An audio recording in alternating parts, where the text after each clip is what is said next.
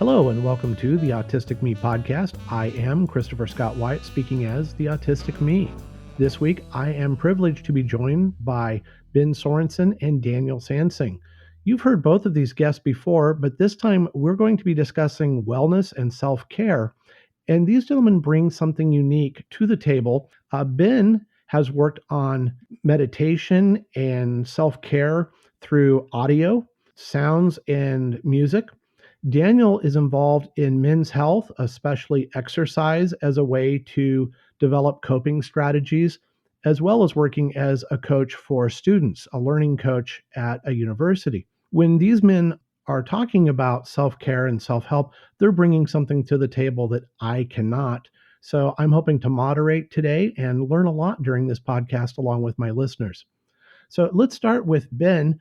Ben, can you explain briefly to the audience what the audio productions are that you have done to help with self-care? I think audio is a really great and immersive tool to help take people out of their current environment. So, for example, it's now socially appropriate to wear headphones just about everywhere, whether you're listening to music or not, which is absolutely wonderful for neurodivergent people to cut down the amount of audio from the outside world. Part of what I do is create little audio escapes and meditation CDs and ambient relaxation CDs to transport people that may be in a stressful situation to a place of comparative calm. And I think that when we look at doing that, the neurology tells us that if we have the same behavioural patterns over and over again, the neuropathways become stronger. So by meditating and consciously interrupting those pathways, we can consciously rewire parts of our brain to respond to stimulus better or differently. For me, that's the basis of my meditation and the audio work that I do. There's a couple of albums that are on Spotify and iTunes, and there's also a few on Insight Timer, which is a free app that anyone can download. It's the world's #1 meditation app, and there's a whole heap of other wonderful people doing some stuff there as well. But you can find little stories that I read, little things that you can insert into your day as sometimes a 60-second or 120-second audio grab, so you can just shut your eyes and center yourself and then go back to your day. So audio is a really important tool, I think, to have in your self-care or self-soothing arsenal to help be more productive and more engaged in your world with less energy expenditure. I really find that interesting, and I'm hoping to explore that along with some of the techniques that Daniel will be able to explore. Daniel, you are interested in exercise and fitness, not just for autism, but also neurodiversity in general and physical health in general. You might explain that you have some chronic conditions, and you have found that exercise and health help you maintain not just stress, but general well-being? Well, I have common variable immunodeficiency, which is not in fact common. It's a rare immunodeficiency where I have to get human immunoglobulin by IV every 3 to 4 weeks. That helps keep me healthy, but if I don't have it, I have a chronic cough, and I also tend to cough up stuff in the morning because of some damage to my lungs from all the pneumonias I've had.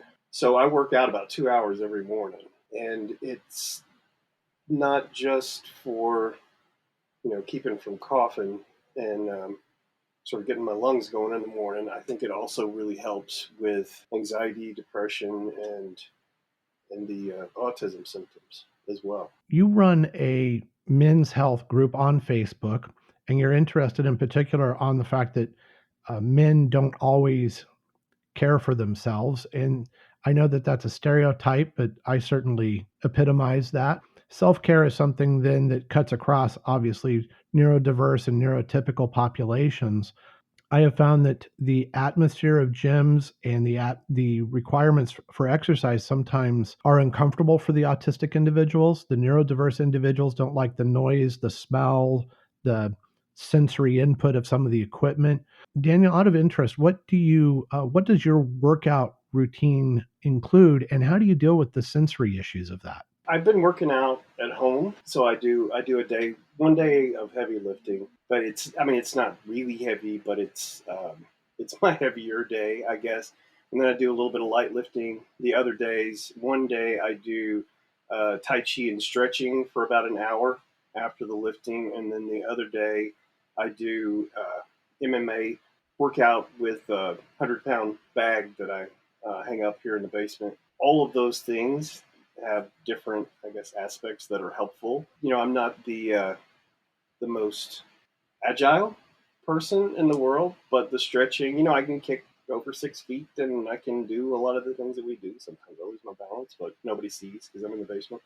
But I do get the thing about going to the gym. I like going to the gym when it's not busy. I like a lot of the equipment they have at the gym, but it's just not an option right now because of my immunodeficiency. I can't really expose myself to COVID because it would be really devastating. It tends to be for people like me. So right now, I just work out in the basement, but I'm not like a social gym person, and I've never I've never struggled to motivate myself, working out alone. And I do a lot of things well alone. It's not really a superpower, but I guess there are some benefits in some ways, I suppose. I'm going to throw this open to both of you. And I'll just, to be honest, like I said, I'm not very good with self-care. I'm not always self-aware. I do find, though, that I resort to sort of a combination of these two methods. I almost always have my iPhone with me for music or sensory input, nature sounds or something, while I am exercising at home. So I found the gym to be a place where I struggled. And I also find that I am better able to control myself and my body when I have the soothing sounds of nature, classical music, ambient music, or even quiet and calm storytelling. So I'm sort of combining these two without really giving it much thought. I'll go ahead and start with Ben. Ben, what is the idea here that you have with nature sounds or ambience? What is it that you're creating that you think helps people sort of escape the situation they're in and find that less stressful inner space? Well, neurologically, it's just about interrupting whatever is causing you to take all of your focus. So when we see, when we're in acute emotional positions, we have a decreased cognitive ability to make decisions because we're fight or flight. So if we can do one thing that's going to try to almost kickstart a healthier brain space, then I think that's important. And part of it is, how can we take our brain back to something that is calming, that we know is familiar, that we know is safe, so that we can move away from that sensory edge. The brain's a really, really powerful tool, and that interruption there just makes such a big difference. So when we're creating audio like that, or the audio that I'm looking for when I make tracks for people to use in this way, is truly immersive. So a lot of times I'll trek a day or two into a forest, and I use all of the technical wizardry I can to make sure that that individual has the most real and immersive experience, be it through words or tonality or background forest sounds. And all of those things are so important. But when we talk about self-care, audio is important, but I also think that one of the other things that's really important is getting to know yourself. Daniel was talking about his regime for exercise, which provides many physical benefits for him. A lot of people find that exercise is also a really great self-soothing tool to help cope with the stresses of the world and help, reduce cortisol and all of these other great things that it can do. It's about finding and working with a bunch of self-soothing techniques to help the autistic human to move forth into the world with more confidence and probably a little more safety. I know my self-soothing techniques are exactly like that. I know that, I can practice mindfulness. I can be aware of the early signs of a downward spiral. I can enjoy certain key songs to help inspire a certain mood that I require to complete whatever task it is, or, even going for a walk in nature, or, gardening, or, whatever that is. I've got a list of those things that I can use if I'm feeling stressed or having a bad day or need to chill out, and I can actually consciously use them to make a difference in my world.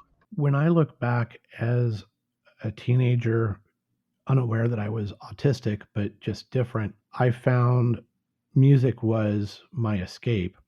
I love music. I have a keyboard, clarinet, touchpads, MIDI instruments, and I love classical. I love ambient. I love things that are soothing for me. And that seems to be a shared trait with some autistics. I don't know if it's universal, but it certainly is something for me that music and sounds, nature sounds, are a way to block out the noise around me. I'll listen to the nature sounds or the music to avoid hearing the world outside, especially with noise canceling headphones. I can avoid the traffic noise, the household noise. So I don't know if that's common. I don't know if both of you have that same experience, but I find that I need to block out things that other people don't even hear. I have to use headphones. I use like full on headphones, and I'll put the plugs that you use for like going to the target range. I'll put those on and then put my headphones on over the top of that. So I have a lot of sensory processing disorder issues. I do listen to music sometimes with headphones, and that's helpful.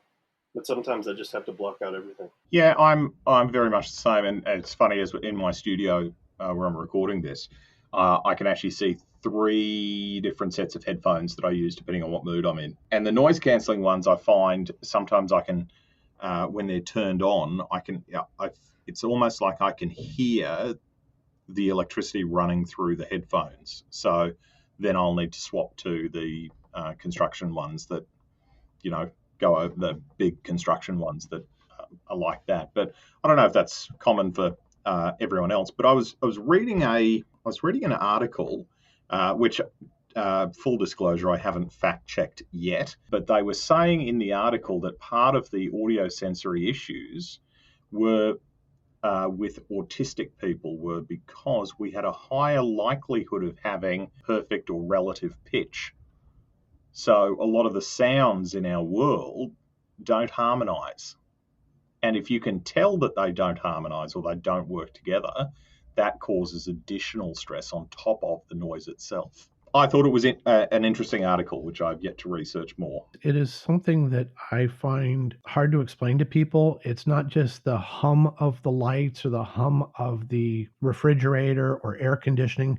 It is the fact that they are all happening at once. And I think you're right there, Ben. They're not in sync. There's no pattern to them. They're just sort of competing and creating this horrible cacophony. It's not anything together. It's not like a cycling of the AC with the refrigerator, with the outside noise. Everything is out of sync. And I think that does bother me more, but I don't know why. It just does. Let me tell you that whether you're on 110 volts or 240, it's equally as annoying. Yeah, I think there's something to the way things work that the pulses aren't in sync with most appliances and most natural sounds either. I do need that. But I was going to say, but then the interesting thing is we walk out into nature and we have infinitely more sounds, but they all work together harmoniously. And I think that highlights, particularly for us, the intuitive difference between the built world and the natural world and the levels of stress that come from each. I've noticed my little daughter likes to put on headphones while she's doing schoolwork, and there won't even be music or anything on. She's just putting the over the ear. They're one of the higher end ones from my office here in my recording area.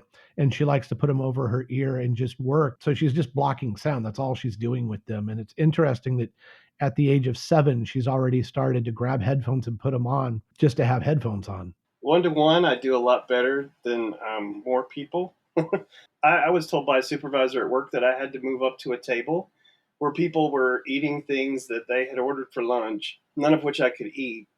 And I had a sensory issue with the smell of some of what they were eating. And, both smells and sounds can really get to me, and it's hard to explain, I guess, to neurotypical people. But it's like fingernails on a chalkboard, only it could be a smell. But I think that that's probably a common experience for adults with autism. We do a lot of covering. We do a lot of just sucking it up and going and doing whatever is expected of us. But getting told by a supervisor that I had to come sit at the table with everybody else when something was really getting to me made me very uncomfortable.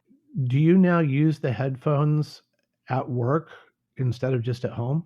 I have. Some days I do. It feels like it's been a long time since I've been on campus at this point, but I use them at home. Sometimes my wife will be eating a certain food or my kid will, and I'll have to put the headphones on because it's fine for a little bit, but then after 2 or 3 minutes, it's just like daggers going into my skull. That's what it feels like. I can relate to that. When we talk about self-care for autistics, most of us are busy masking and we're busy adapting to a world around us that is overwhelming, since the sensory inputs, the social inputs.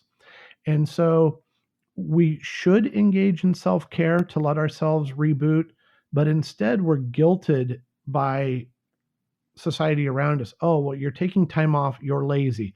Oh, you have headphones on, you're ignoring us. Oh, you're working out again. Well, that's 2 hours a day wasted. And so all these things that we know we need to do in the backs of our mind, we don't do them because other people have denigrated them. So we start to doubt our need for self-care. You sound like my inner monologue. Yeah. You can't sleep. That's a big part of autism, I think, too. I think that negative, instead of the positive self-talk, that negative self-talk, that inner critic is just always on me. Like I'm constantly on my own back, I guess. I wish I had the same amount of energy that my inner critic does, because I'd be able to do anything. Yeah. What does that mean for you, Ben, when you talk about an inner critic? It's the overthinker, the one that's constantly assessing everything that's going on around and saying, did you miss that? Maybe they didn't respond to that text message because you offended them in some way. Maybe you took that joke too far. Maybe you didn't understand this. So it's about, it constantly puts doubt in there. There's other people that aren't autistic and they've got much more energy than you and have better connections. So why are you sitting there and doing nothing? You should be working harder to make up for it. All of those sort of that inner monologue of thoughts and second guesses. I mean, quantum physics talks about the observer, and I feel like that's my very negative observer that I wish would shut up sometimes. Daniel, you've talked about this negative self-talk. Is that a similar experience where are you comparing yourself to your own expectations or the expectations of others, or does this need for self-care get put down by a combination of both the outside and the internal thinking? I constantly have to remind myself to run my own race, and that includes right now starting back to graduate school to work on my PhD. I feel like, I'm going to screw up at some point. And I've done that in the past. I couldn't tell you how many semesters I tried graduate school again and didn't make it through a semester. Actually didn't make it through another semester until 2013, but then I finished my master's between 2013 and 2016 after I was treated for ADHD. This was even before I got my autism diagnosis. But I don't know why exactly, and maybe it's because of the way that people in the world respond to me, or just the fact that everything feels awkward most of the time. But I beat myself up way more than I should, I think, and then is logical, for sure. So what do we do about this need for self-care that we push aside to fit in, to work harder? One of the autistics that I communicate with said that she works longer hours than everyone around her because she's convinced if she worked harder, she would finally be successful. And then at the same time, she thinks back, well, no, it's my social skills holding me back, and so I need to go study about those and try to make up those skills.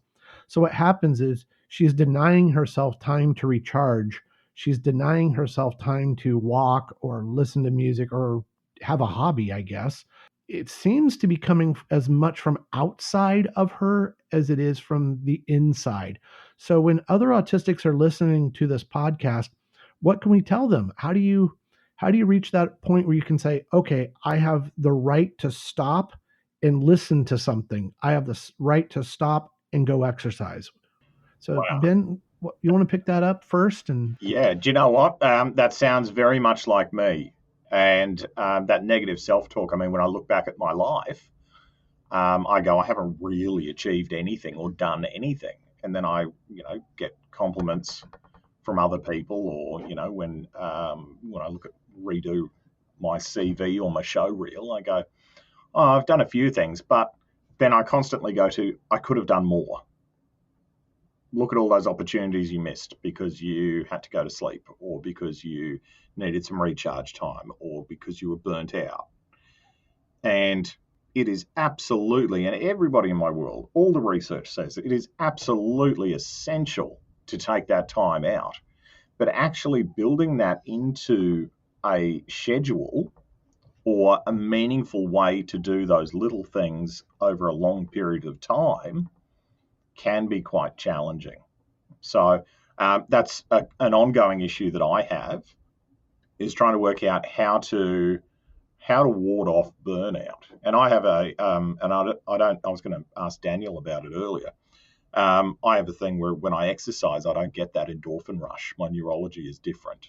So I don't have that endorphin payoff when I complete something to move me on to the next level. So every time I'm doing something, it's just like it's the first time.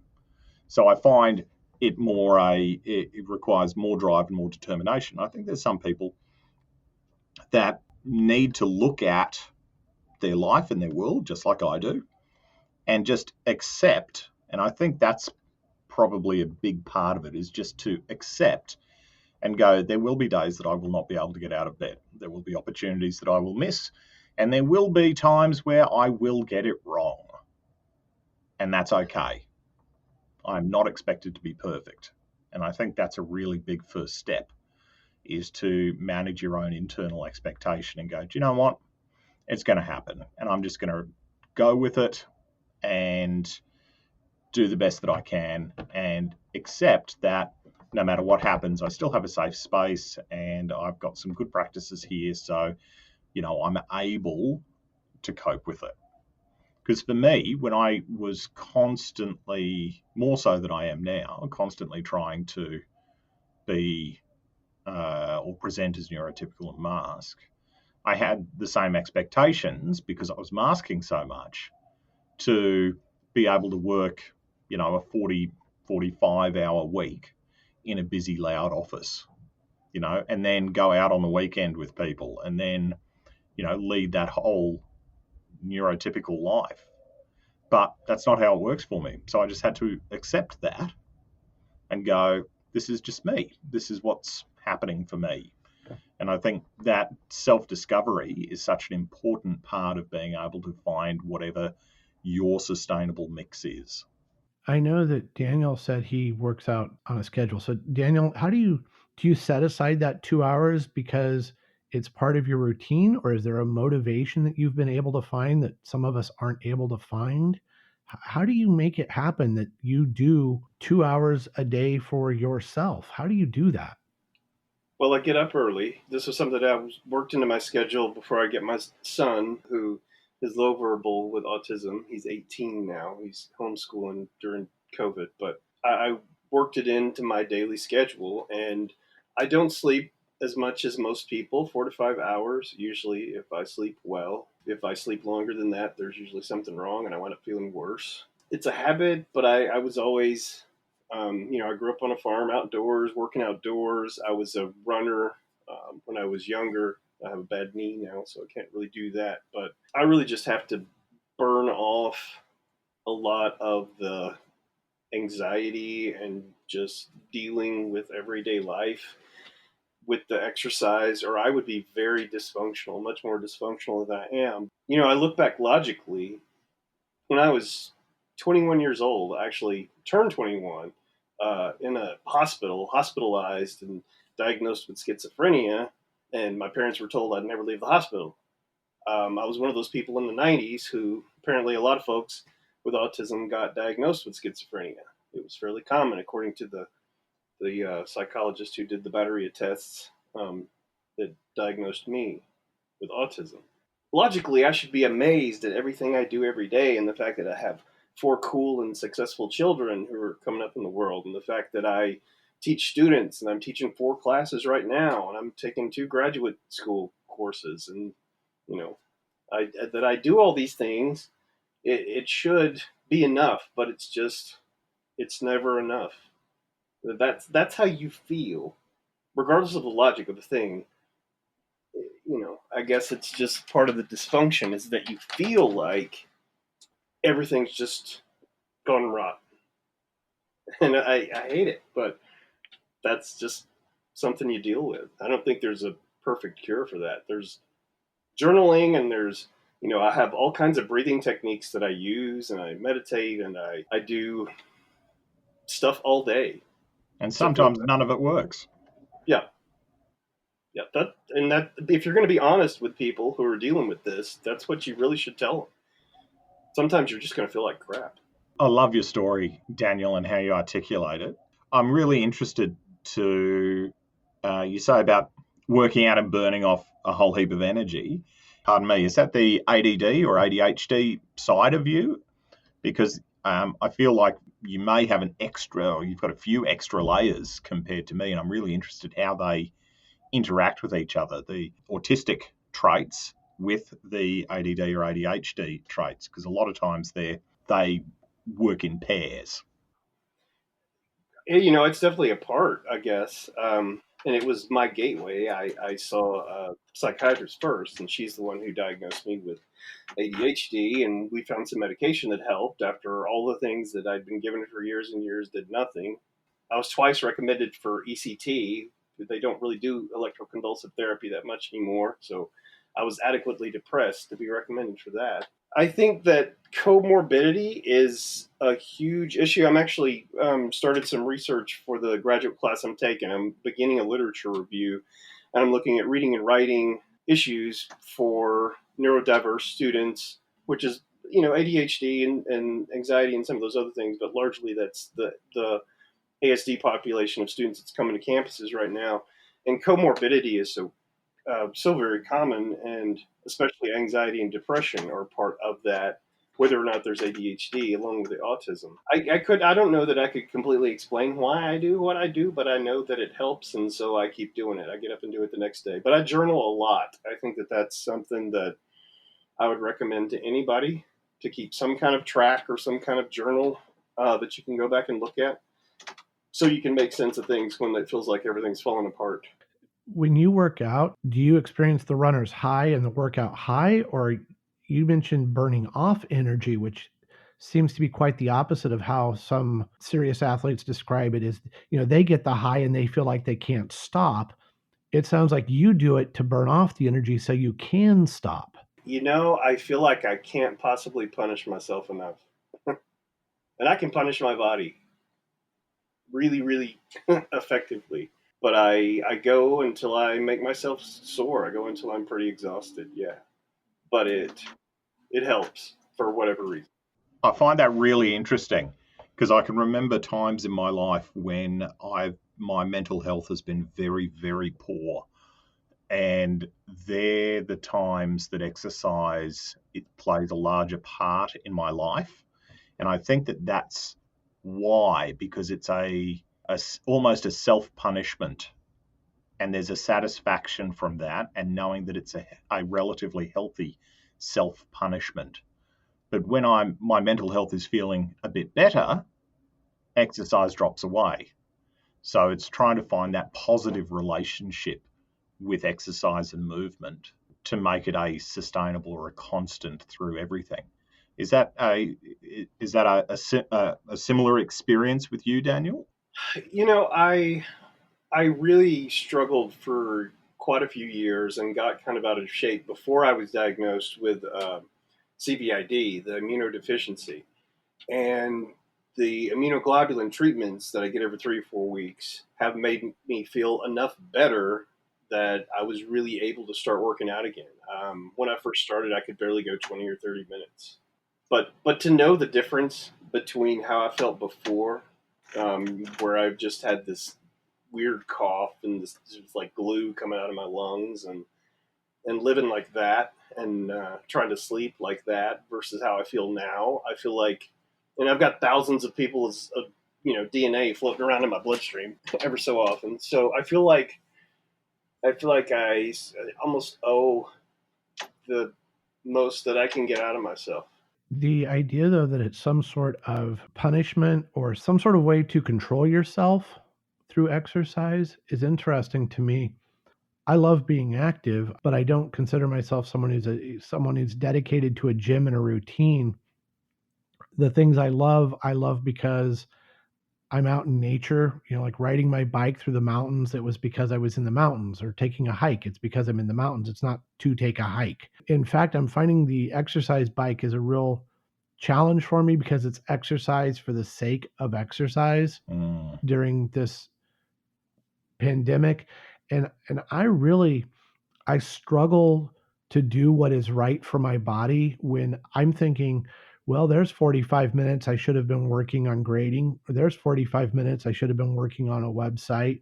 There's 45 minutes I should have been doing some research. And so there's this conflict between what the doctors and my wife are telling me I need to do, and that 45 minutes that I'm looking at is, how could I possibly put a keyboard on the computer and ride the hill profile? Because I need to be productive. Yeah, I understand that. And the other struggle for me is when I look at, incidental exercise is the best for me. When you know that you have a task to complete and you get your exercise in the process of completing that task, whatever that is. I find taking that 45 minutes out or that hour out to do whatever, do you find that you feel better afterwards for it? Do you feel like that's a worthy time investment? It is very hard to convince myself that it was worth it because I'm constantly running through the things I should have been doing with every waking minute. Yeah. I don't think there's a minute where I feel like I have spent my time the best that I could have spent it. Do you struggle with tricking your own brain because you're too aware and too smart to go, oh, I know if I do this, maybe I could trick my brain into thinking this, and then your brain goes, we thought of that idea. I like that. When I'm thinking here, Daniel has to exercise and I have to exercise for medical reasons. And I try to tell myself, oh, I'll give myself a reward, or I can tell myself that I'm doing this for some other reason, or I can pretend that it's some. And in the end, within 2 minutes on the bike, I'm thinking, I am just sitting here pedaling a stupid stationary bicycle. Yep. It kind of has to be its own reward. I mean, for me, it's the only time that I really feel like my spirit breaks free from all this, this incarnate cage that I've been placed in. That that my spirit's really free. I mean, I guess it's a very esoteric kind of idea, but it's that I do it to get to that point where I'm beyond my physical self, I guess. But I need that. Otherwise, I would just be dysfunctional. I mean, I have to do it every day. And I know if I get down, I'll never get back up again. Isn't that to a certain extent fear-based? And it's reality-based in my case because I know where it goes. Okay. I know where I go. Yeah. But in a way, I guess it's a part of my spirituality. You mentioned, Daniel, that you use Tai Chi and mixed martial arts and that you have done meditation. And obviously, Ben is creating products that help people meditate and self-center. How does this work for each of you? Because I have tried meditation. I have tried, I don't know, the quiet reflection, but any minute of silence, any minute of being stationary hits me with an extreme guilt, just a horrible feeling of failure. I think that for me, like I've had some friends that have had cancer quite badly, and they say, oh, you should meditate to help chill yourself out and get through it. And I think that was one of the times where I had a conversation with a dear friend of mine who was going through that and saying, well, look, that's really great, and yeah, meditation would help, but I don't already have that skill. So it's not going to help because I have to learn that skill and then it's helpful. And I think when we look at quieting the mind and quieting that inner voice, particularly if you're just doing it using, sitting quietly and in a non-physical sense, it can take a little bit of work, or a lot of work in some cases, because it's a learned skill, and it's really hard sometimes to see the payoff, because the payoff for that learned skill doesn't always happen immediately. And I have done a little bit of Tai Chi and Qigong, and I find that in the right environment very, very helpful as well, because you're physically focusing on doing things, a combination of things, which in a sense replaces all of that noise within your head and focuses it, thus allowing different parts of you to stay quiet. Is that your experience too, Daniel? I tend to use a lot more active mindfulness activities, like you said, Tai Chi and Qigong. Also, breath of fire from yoga.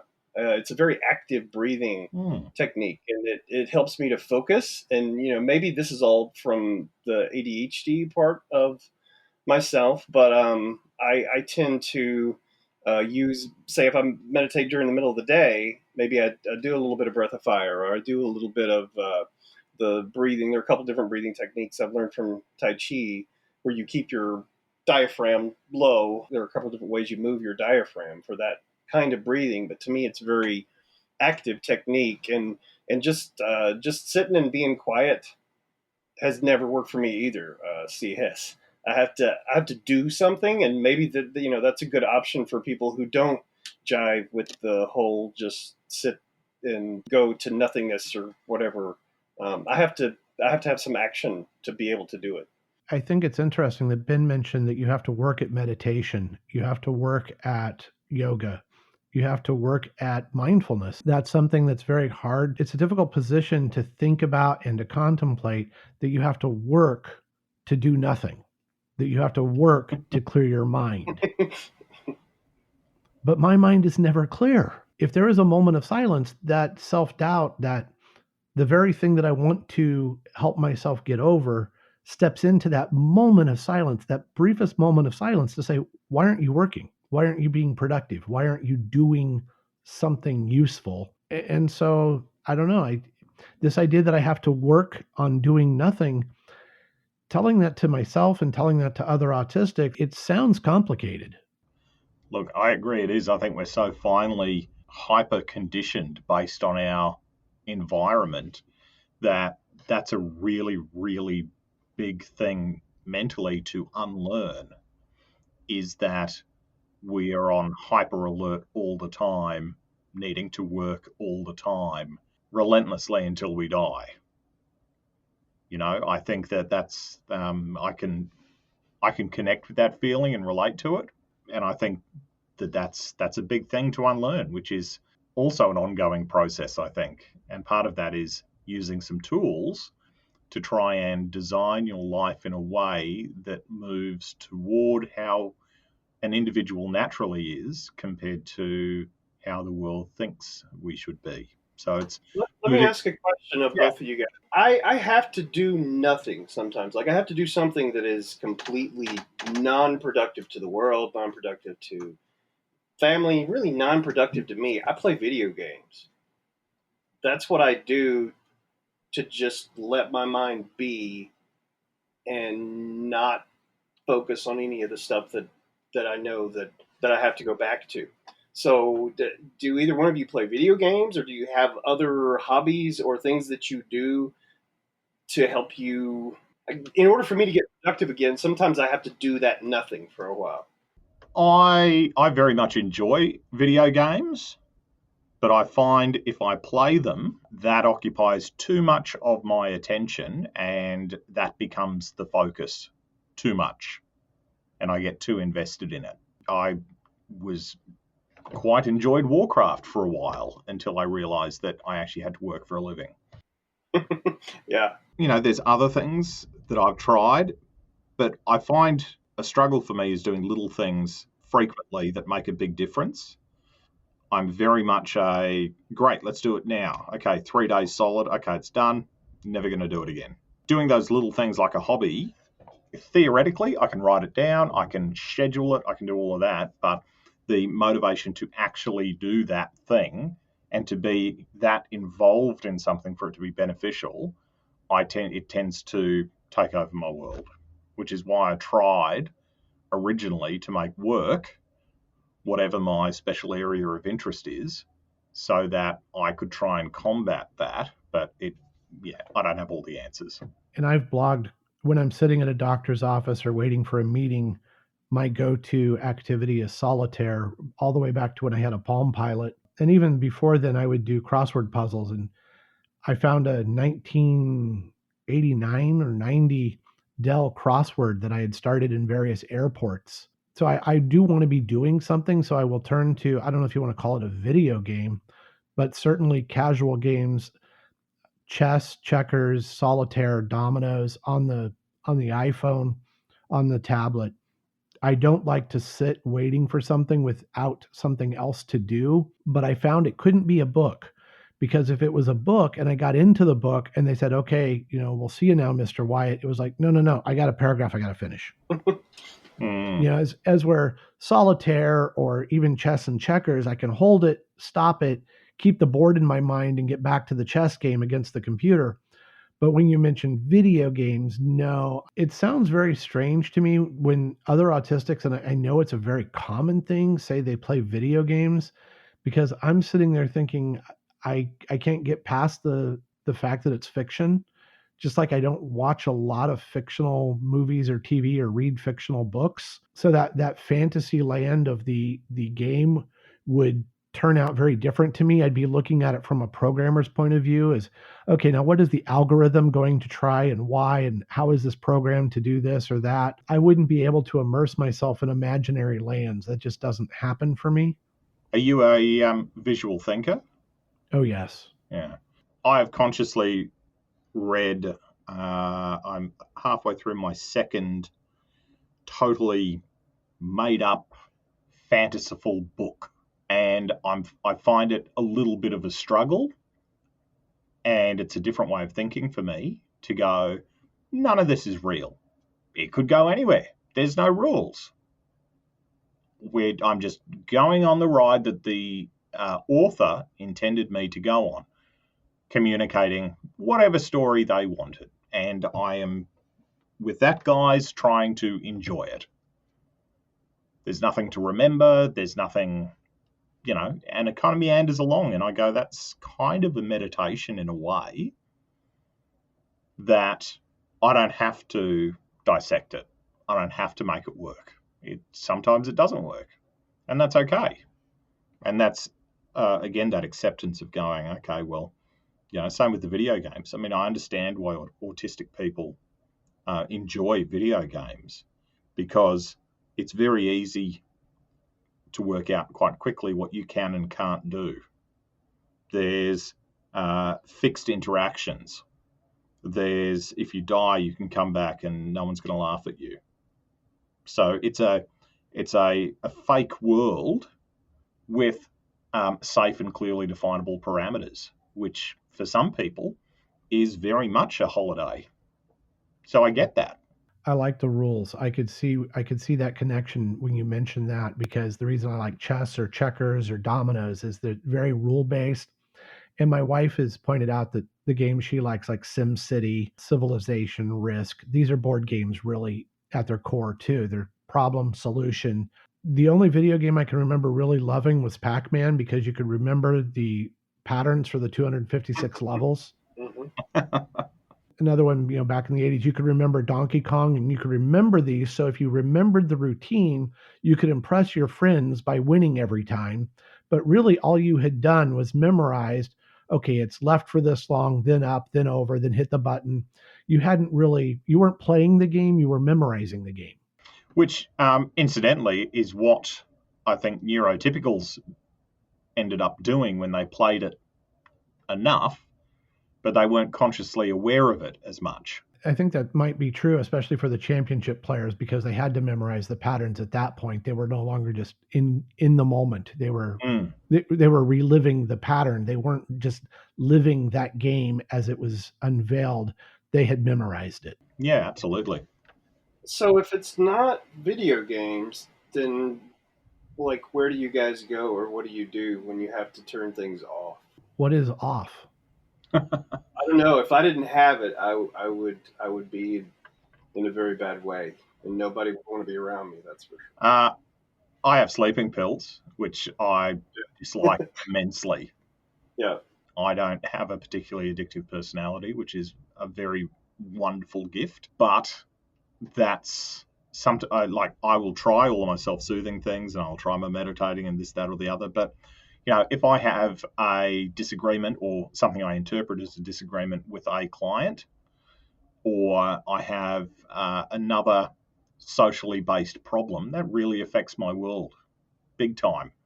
So I'm not in a state to use a lot of my self-soothing techniques, and I see them as like a matrix reset pill, and they should always use them with a doctor's consent.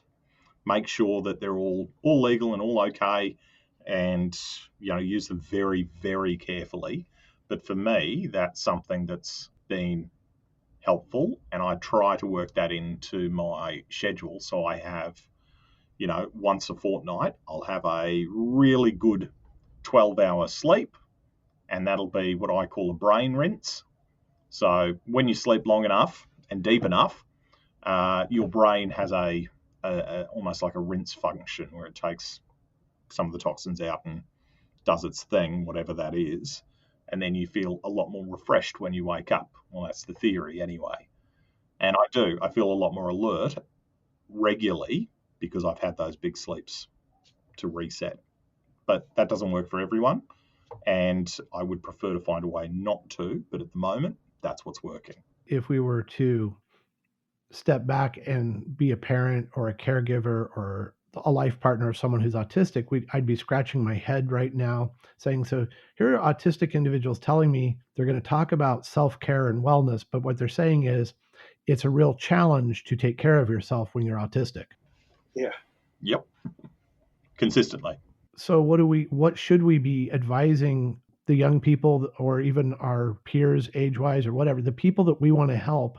How do we advise other autistics when each of us faces our own struggles with the inner doubt, the self-critic? How do we advise others? What should we be saying to them other than you're not alone? Consciously engineer your life. And I think that's, for me, been the greatest difference between 15-year-old me and 37-year-old me, is consciously engineer your life. Find what works and stick with it. Yep. And it's going to be different for everybody, honestly, because we're all different, sometimes very different. And do you think you went through different stages of coping as you aged, where what worked when you were 15 or 20 changed by the time you were 30 or 35? Yeah. And to be honest, I don't think most of what I did at 15 worked for me at all. I think I've only been working for like 2 or 3 years, honestly. It's not worked before that. What you're saying is, unfortunately, that it took a lifetime of experience to recognize that you had to schedule your 2-hour workouts, or in the case of Daniel, or the meditation and the audio that Ben does. I think what all three of us are saying is, here we are, no longer young, painfully aware of the fact that we hadn't found good coping strategies while we were young. The diagnosis was helpful, finally. Yeah, I found it helpful too. I think the other advantage that people have now that we all didn't have is podcasts weren't invented when I was 15. We didn't have the ability as easily to talk to autistic people and see what works for them from all corners of the earth.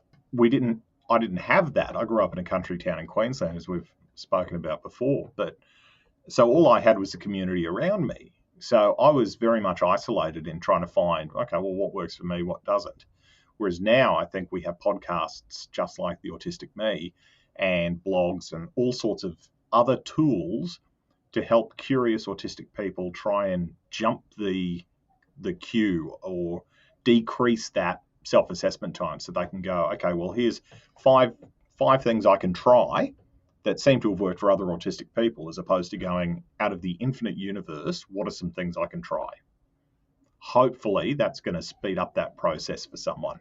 It's interesting when I look back at how I coped, and it was typically getting away from people entirely, out to nature on a bike or a hike, or music.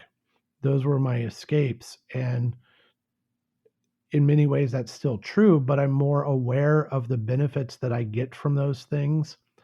I now understand that when things aren't going well socially at work, what I probably need is a break from that social environment. And when things aren't going well in general, I need that time away from all other people so I can sort of reset my brain to negotiate those social situations. But I don't know, am I the only one who finds that I need to sort of break away from everything for a time before I'm useful again with other people? It's absolutely true for me. I like even having Zoom conferences or WebEx or Microsoft Teams conferences online. I I guess I'm doing some covering the whole time, but that becomes exhausting to me, and I have to get away from that for a while, or I will not be at all healthy. So yeah, and it could just be, I guess, when I was young and I had no idea what was wrong with me, I would go for an hour run. I would go run through the countryside. And now that I'm older and I have a bad knee, I have to figure out other things to do. But yes, we have to decompress, we have to process, and we have to get away from all the stimuli because it's too much. And you can't do that sustained for too long, or you're not going to be very healthy.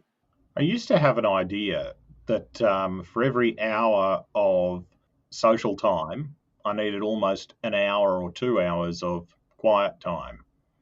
And perfect world, I reckon that'd be pretty sustainable. But realistically, can we? Probably not. My wife is an introvert, and she talks about the exhaustion of running these meetings over Zoom. And I know everyone is experiencing this Zoom fatigue, Skype, Teams, whatever fatigue. I think it's even harder for the neurodiverse because we can't read people as it is. And now we've got these really strange squares of people that we're supposed to somehow be interpreting. And I do find it even more exhausting than I did previously. Mm-hmm. It's two steps removed. Now, instead of looking at someone trying to figure out, is he frowning or is he just in pain or did he eat something he didn't like? What is that expression on that face? Or is his screen just buffering? Yeah, exactly. Now it's something entirely different. And I'm really thrown. My interactions are, I don't know, they feel off. They feel like I'm messing up even more often than I used to mess up with human interactions remotely. I feel like I can't operate at the same speed that everybody else is to to like process what's going on socially, and a lot and things I miss, and then I feel guilty about it. You know, 3 hours later when I can actually go back through what happened. But in the moment, I don't catch everything that I want to, and so then that makes me worry about my teaching. But fortunately, right now my classes are asynchronous, and I'm just meeting with students largely one to one. But when I'm meeting with a class of students, I've got this anxiety of going back into a classroom face to face and missing things. But the thing about a classroom is I'm in charge, so it's sort of scripted, so I can always bring it back to something. But informal conversations, chit chat, I have no idea why anybody does that anyway.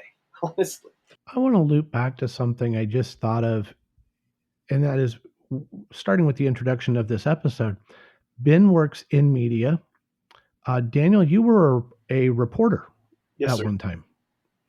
And obviously, I teach and have a degree in film and media. So this is fascinating to me. We are three individuals who have worked in fields where masking and acting are at the very core of what we do. And I'd argue even at the core of teaching. We put on performances and we do this as autistic individuals, but it doesn't stop. We do it for our job, but then socially we are continuing to act and mask. It's this layer upon layer of masking that we engage in because of the career paths we have chosen.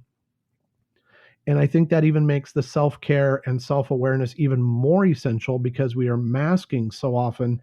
And there is an emotional cost to that. Am I wrong? No, there's a really big emotional cost to it. But then my theory in the beginning was, why not try and make my greatest area of weakness my area of special interest so that I can function in the world? And then I took that further and I went, well, if I'm going to mask anyway, I might as well get paid for it and make it my job. Just for full disclosure, I really love physics, and I always have. And I was recruited into grad school in geology, but at the time I had no interest in graduate school in geology. But it is something that clinicians will remark on. You're in the wrong field. That's the only thing that doesn't fit. But I think I loved poetry too, and I loved words, and this is where I like to play. So this is what I studied, and this is what I do, and I love theory and all those kinds of things. So um, I think I think there have come to be these sort of tropes for who people with autism are that really don't fit an actual person that you meet in reality. And I think that's a good point for the guilt that we experience, right? I'm teaching and I have been told, well, you shouldn't be teaching, you don't empathize well, which is we all know is complete nonsense. I don't belong in especially the humanities or the arts. I belong over in math and science. And I know that Daniel, as you just mentioned, you've heard the same thing. There's this idea that we should be something. And I think that that feeds into my self-doubt is there's this constant, wow, should I have stayed in computer science? Should I have stayed in math? Because obviously, by choosing to go into the arts, the media arts, I have chosen something that is somehow not approved. It doesn't have the Autism Speaks stamp of approval for autistic career paths. Wow. You might as well just hit everybody at once there, CF. Well, am I wrong? It does feel to me like I'm supposed to be doing math and science and computers, and how dare I talk about film and theater? But that's exactly why we need to mask so much. It's those same people that are saying, no, no, no, you can't have a meltdown, or you don't look autistic, or, all of that gauntlet of stuff. And like, I tried coding. I can, but it doesn't make my heart sing. I tried a lot of typical autistic things, and none of them really. I mean, I have an interest in a lot of them, but they don't make my heart sing in the way that a narrow-minded neurotypical person would tell me that they should. But I feel like a lot of people don't have an understanding of what it is like inside our heads. They suggest and pigeonhole in a way that they understand that's best for them, not what's best for us. Autistic masking is this passing for normal, this passing for neurotypical that we do to get ahead in school and business and even in our friendships. We will exhaust ourselves to last for 30 minutes without putting on the sunglasses inside the room, without putting on the headphones. We will endure 30 minutes of absolute hell to make a good impression, to succeed, or by whatever standard of success is out there. And then after those 30 minutes or an hour or teaching 90 minutes, sometimes we just walk away and in private collapse into a heap. I don't know how else to describe it. give it my all for the time the class lasts. And then when I walk out of the classroom and go to my office, I will turn off the lights and sit in the dark to work because I am so overloaded. Any light, any sound, anything. So that mask I have been wearing for 90 minutes has sucked the life force out of me. Yep. Mm-hmm. It takes a lot of energy to do that. And to hold your tongue, because you see injustices everywhere in the world, and it's awfully difficult not to point them out. But I get myself in trouble again and again for saying what's not politically expedient. Yep. Just yep. Ben, you said you worked in an office. Oh, yeah. That was a lovely time in my life. I did. Hold on. You were just sarcastic, and that is not approved by the powers that be for an autistic individual. I'm very impressed. Could you please restate the answer in the form of irony? In an Alanis Morissette sort of irony, or that's not really irony, is it? I know. It still bothers me. So what did a chalkboard? So what did the office environment? You called it soul sucking. So what is that environment? What is that a masking situation for you as well? Oh yes, it was terrible. So I had a period in my life where I didn't know, like I've always had my own business and I've always done my own things. And I thought, well, maybe there's another way. So I thought I'd be brave and try some different stuff. So I did breakfast radio for a bit at a small radio station. So I ended up doing breakfast radio and also head of production for the station, which was very challenging because there was a lot of big personalities there and some people that were more politically minded and socially gifted as opposed to being focused on the job at hand. So I found that very, very challenging. But thankfully I was younger, so I had a lot more energy to burn. And then the other time that I was in under the employ of someone else, I worked at a casino because one of the top 10 jobs they said autistics were not good at were a casino dealer. And I thought, well, I didn't like the first top 5 that, they said autistics would be good at. So I thought, well, let's have a crack at what I'd be bad at then. So I ended up being a croupier on and off for a couple of years. And I did it. I did really well at it. And that was very, very challenging, very regimented, and lots of maths and numbers and colours and shapes and noises and all sorts of stuff at all hours of the day and night. Oh, it just burnt me out. I just died. It was terrible.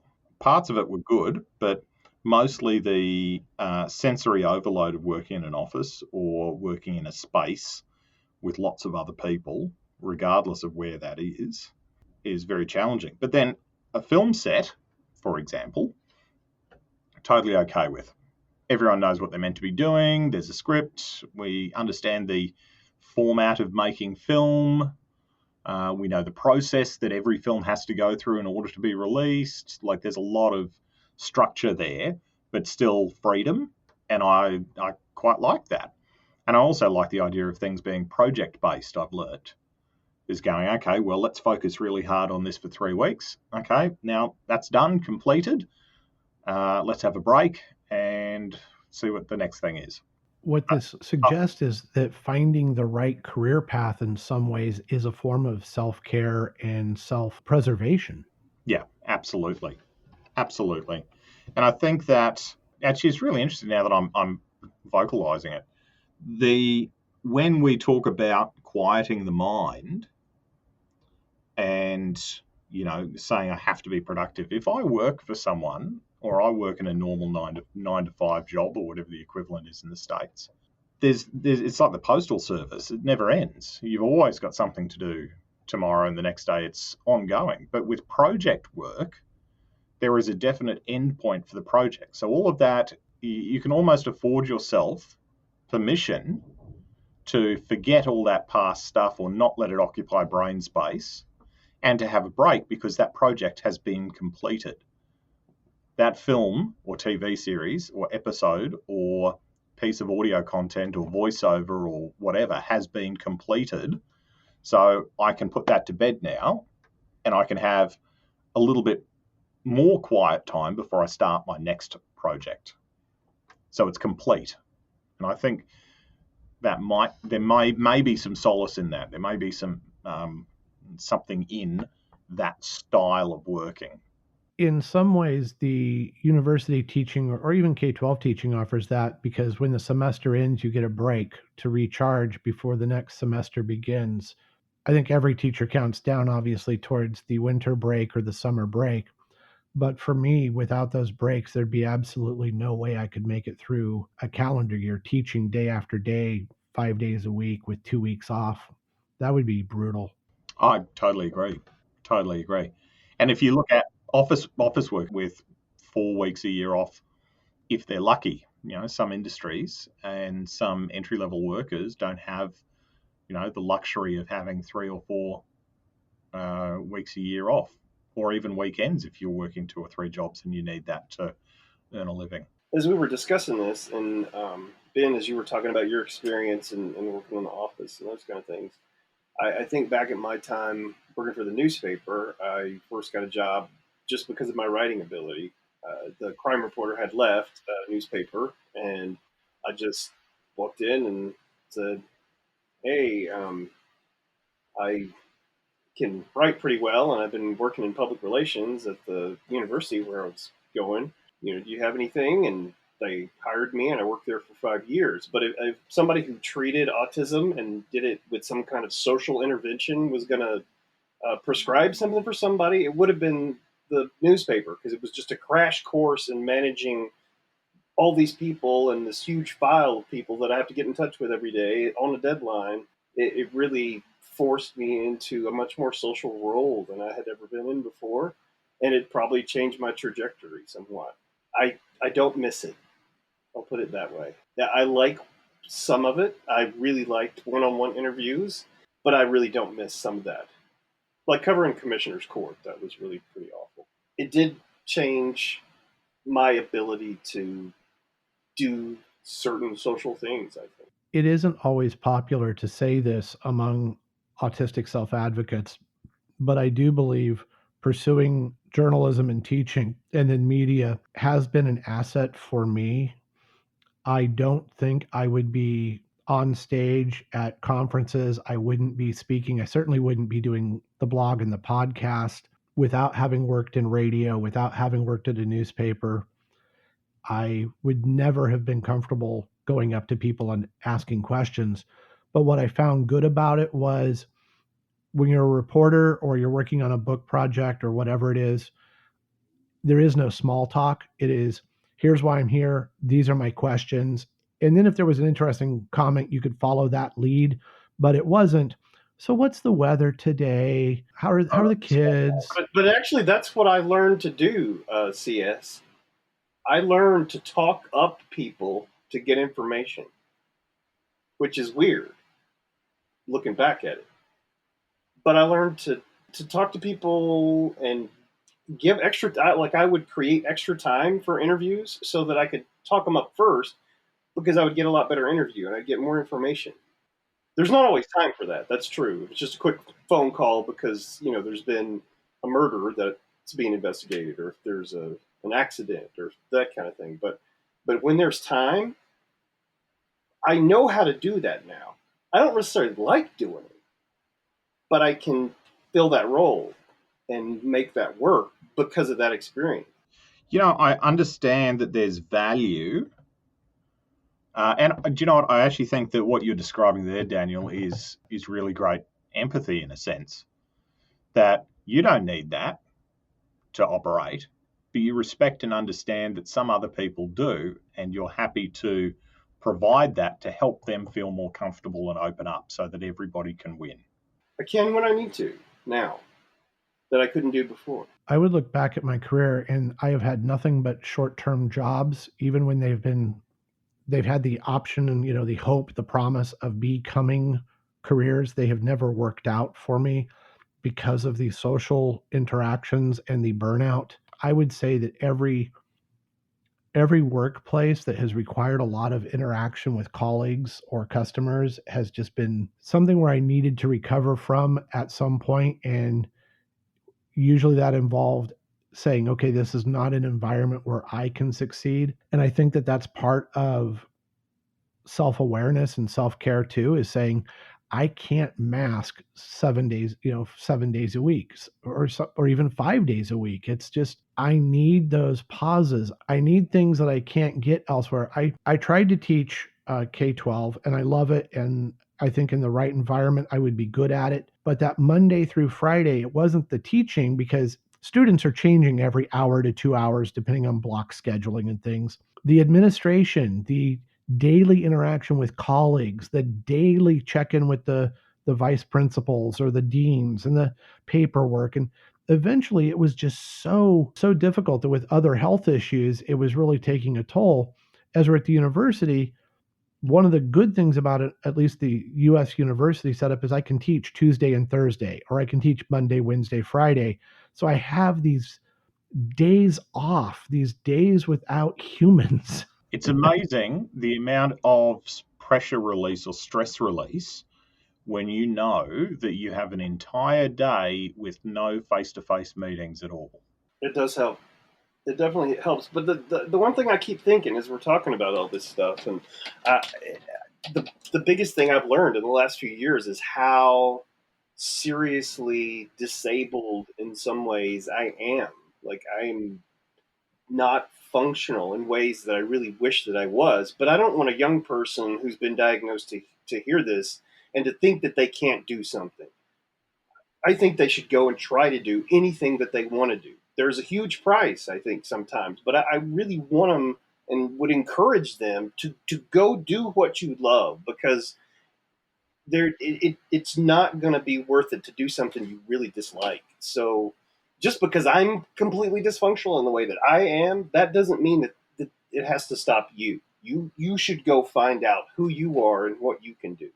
Yeah, I think that part of why we do this is to provide insight and comfort and awareness to hopefully inspire other people to go and do exactly what you're saying, Daniel. Go and do whatever you want, but we're going to provide you with as much information and help from our experience as possible so that you've got the best chance of succeeding.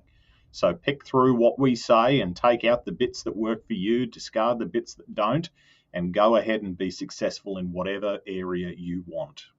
And hopefully the world will be more accepting, because I think that a lot of the anxiety and a lot of the depression and a lot of the energy drain will decrease as people become more accepting of neurodifference. It is frustrating for me that I can't get more voices to join the podcast or interview for the blog. There is that stigma among Generation X and beyond, and to a lesser extent, maybe other generations. I hope the younger generation isn't coming up with the same stigmas. For a lot of my coworkers and colleagues who will whisper in my ear, I have ADHD, I have a learning disability, I have a cognitive difference, I am neurodiverse, but they don't want to disclose it. They don't want to put it on a form. So not only are they not practicing good health for themselves, but they're even putting themselves at additional risk of, when something does go wrong, they haven't set the table to have these conversations that they're going to need to have when someone does misunderstand them. Yeah. I have consciously decided, and I've already spoken with my PhD advisor about this, that I'm going to market myself for whatever I wind up doing. I've got a couple of promotions. I've got promoted to annual adjunct, and then I got promoted to some kind of annual adjunct assistant professor this last year, which doesn't mean a whole lot more money, but it's a cool title, I guess. But if that's all I'm ever able to do, then I guess that's fine. I feel like I'm contributing. But if I'm ever going to go on the market and look for another kind of job, I'm going to be completely disclosing. I'm not going to go into any interview without stuff in my CV that makes it clear this is who I am, because it's not going to work the other way. People think I'm odd, or they think I'm weird, or in that interview, whether it's a phone interview or a face-to-face interview, they're going to sense something's different. And I have no chance, I feel like, if I don't disclose. I can't go act like somebody I'm not for however long the interview process is. I have to be upfront. I think that's very important, is to be upfront about that.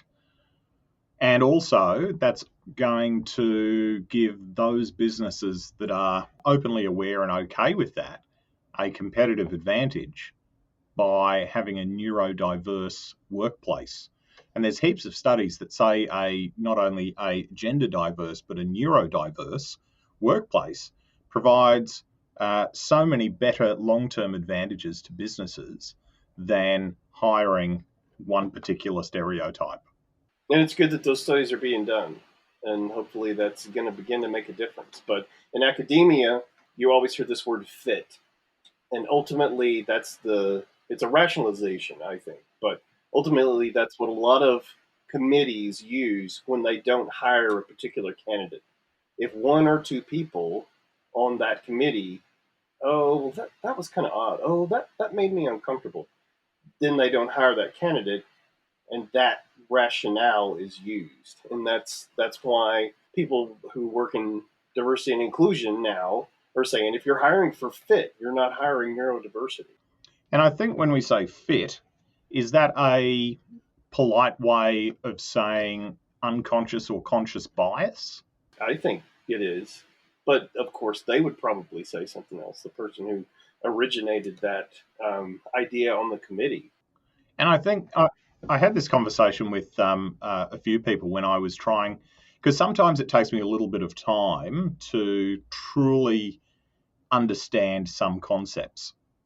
And when we talk, like here in Australia, we're talking about having gender quotas in some businesses and in politics as well. And I didn't really get the concept of that to start with, about going, okay, well, why do we need quotas? Why can't we just hire really great men or really great women or really great trans people or really great whatever based on the outcome? And then I understood that in order to change that unconscious bias, we needed to consciously put in as the next step some of these quotas to mix up a space to truly unlock some of the benefits of an equal or a workplace that focuses on equality or diversity in gender, race, neurodiversity, and all of those things. When we're looking at solutions here, when we're looking at HR departments going, okay, well, you're not a fit, I think it's really wonderful to see that there are some businesses that are going, okay, do you know what? We're going to consciously try to create a warm, neurodiverse workplace, and we're going to consciously create a larger, diverse workplace as we possibly can and see how that goes. Because I think there's some really huge benefits there, not only culturally, and there's so much that we can learn from each other, but also from a productivity point of view as well. There are so many other benefits. We are exhausted as autistics because we are being asked to fit in. Fit is something that I've heard in interviews as well. That masking that we do to fit in and its emotional toll makes us even less able to mask and more prone to failure at the masking.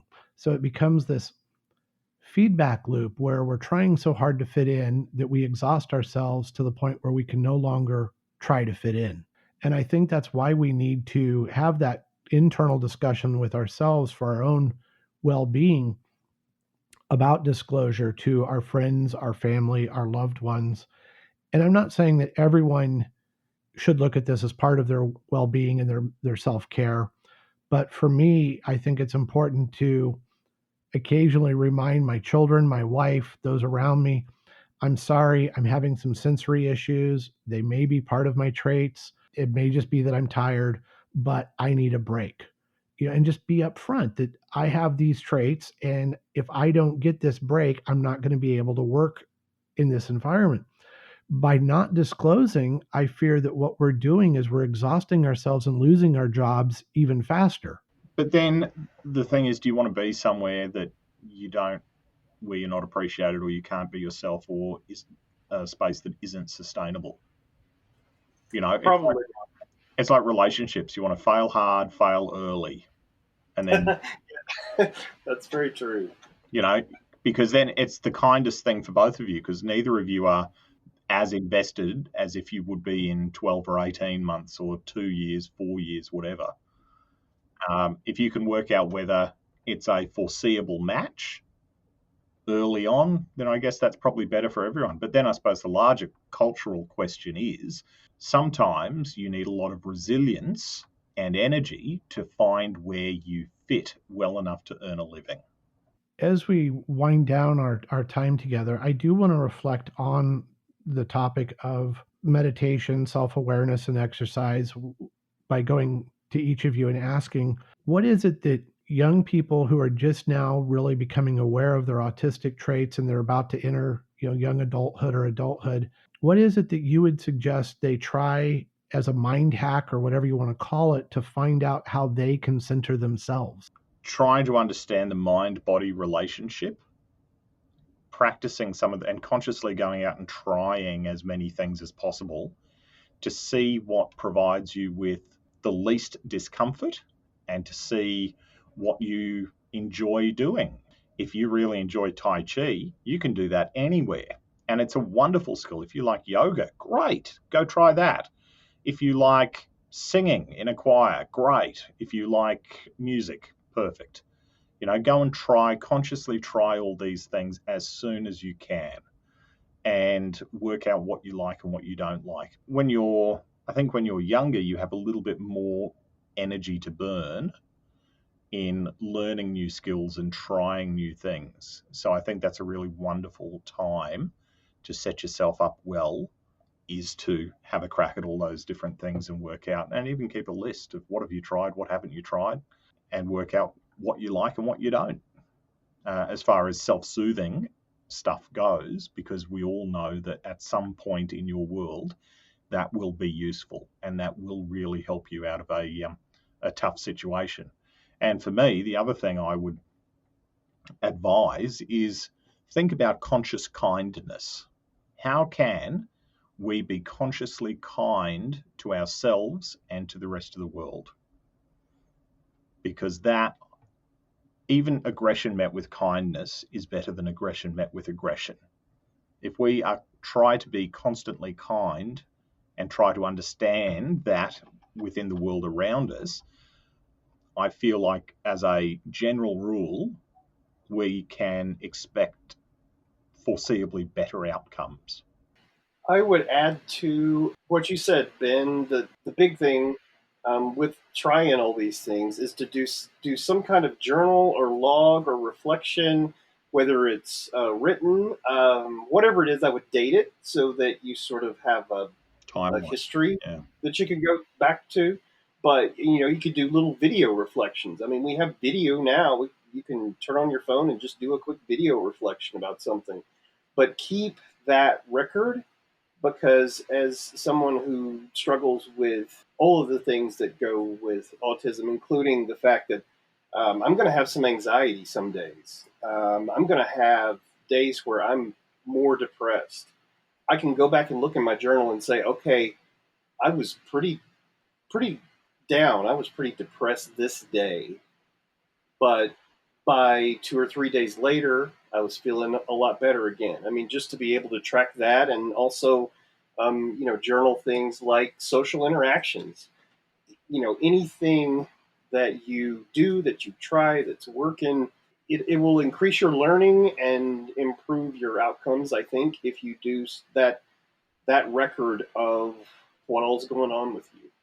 It's also okay to find and rely on apps to help this process along. There's some really great journaling apps that you can use. There's also some great meditation apps that you can use, and even routine apps to help build conscious routines in your world. And some of it works for some people and some of it doesn't work for others, but I find that my phone is a consciously created by me, a wonderful tool to keep everything in one spot. there's reminders and all sorts of things. If you've got executive planning issues or you have a weird relationship with time, there's a lot of really great apps to help you along the way to do some of the things that we've all talked about today. And I do use my phone in that way. Since it's not practical for us all to hire a personal assistant to manage all the things that we don't manage well, we have to use a phone. But that's nice that we have that now. I started in college with the traditional day runner, the clear binders where you could put the sheet in front and back. So I would have my class schedule, my work schedule. I have always had calendars everywhere, printed calendars, physical desk calendars. And for my well-being and my mental health, it is essential that I have these lists and reminders so I don't feel anxious all the time that I'm going to forget something, miss something, that I'm going to, miss a homework assignment, miss a work meeting. I have to have those safety nets. It's important to tell yourself it's okay that I need supports. I think part of taking care of yourself is saying it's okay that I have this need, and actually admitting that I need these tools is not a weakness and not a failure. It's a coping strategy, and that's what smart people do is we find ways to compensate for our deficiencies. Giving yourself permission to need help and giving yourself permission to be autistic, I think that's a step towards self-acceptance and self-awareness, that though all of us go through anxiety and depression sometimes and these other things that often go along with being different and being neurodiverse, I think giving yourself permission to be helped is okay. I agree. Yep, me too. Even if it is something that is as simple as a medication that helps you or an exercise routine, I think we need to move on from feeling shame about needing those things or guilt. And I think all three of us have mentioned that we have these negative self talks going on in our head, and something we are all working on, but we hope everyone else works on as well, is letting it go sometimes and saying, yep, I hear you. I hear this negative self talk, and I know you're not going to shut up, but this is who I am, and this is my life, and that's okay. Absolutely. Yeah, there's been some really great tips in this chat that we've had. Ben, could you explain again how people can find these audio products to try them if they're one of the strategies that they want to put on that checklist of things to go to and see if it's helpful? Absolutely. So everything for me is always Ben Sorensen 1. So on social media, you can find me at Ben Sorensen 1 and my website, bensorensen1.com. There's links there. Also, you can also just search my name on Spotify for the meditation CDs and ambient relaxation sounds. And also, if you want to, it's also free to download Insight Timer, of which I'm a teacher on Insight Timer. So you can do a search for me there. But also, while you're there, you can find a whole heap of other really great tools that you can have a play with, and it's not going to cost you anything. It's just a really wonderful space with some really amazing creative people there. So Insight Time is wonderful. Daniel, you've mentioned in previous podcasts and to me that you're always willing to say you need help, and you have worked through with your medical treatments and with other professionals. And one of the things that you've said, and I hope you wouldn't mind reiterating it here, telling other autistics and other people from the disabilities and neurodiverse community that seeking help is essential to how you have found success. Absolutely. One of the things I really encourage students to do at college is to work with accessibility resources. And even if you don't want to ask for accommodations, and certainly that's your right not to, if you have something on file, then when things go badly, then you'll have kind of a safety net, because the accessibility resources office can get in touch with your professors and with other offices, and with the student affairs or whoever else they need to get in touch with to make things better. It's awfully hard to deal with neurodiversity and to do all the things that we want to do, but it's a lot easier if you do get some help, and people are more willing to help, I think, than they have been in the past. There are a lot more allies out there than you would think, and seek out those allies and go make something amazing with your life, because you absolutely can. This does not have to hold you back. If you want to dream big, because it's worth it. And I think that Ben and CS are both proof that you can go do amazing things with your life. So don't limit yourself. I want to thank both of you. I think that adding our voices, and I hope, as I've said repeatedly, I would love to have many more voices on this podcast. I would love to have people from all backgrounds on and discuss how they are finding themselves and embracing both the autistic identity they have and all of the other identities they carry with them. A problem for the autistic community is too often we get labeled with autism or autistic, and people forget all the other things we want them to see, whether it's media personality, it's professor, it's researcher. Everyone wants to put the label autistic in front of those: autistic professor, autistic media personality, autistic, writer and commentator. And it's fine. Embrace the autistic you, but also remind people you're you, the whole you.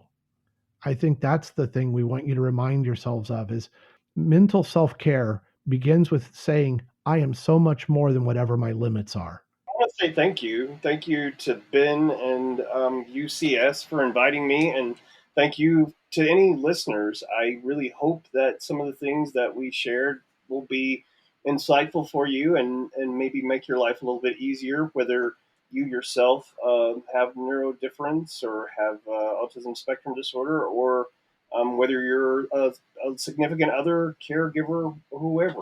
I just appreciate your willingness to listen. I agree, and thanks, CS, for putting so much effort and work into sharing these stories, not only for autistic people, but for everyone else, and also, employers that want to understand more about, what is neurodiversity and realistically day to day what it's like. I think the work that you do, CS, is so very important. So again, thank you, and also thank you, Daniel, for being so honest and sharing your story. I've learned a lot from this session. I have to. I appreciate everyone who is listening to the Autistic Me podcast. I also encourage listeners to please join us on the Facebook page, which is The Autistic Me. Join and post what you're thinking. Post your questions, post your comments. I'm also on Twitter, and you can find that at Autistic Me. I do read the direct messages and the tweets, and I try to incorporate the questions here, because a lot of times people will say, I'm afraid to ask in public, or I didn't want to ask you when you were speaking, but could you address this on the podcast or on the blog?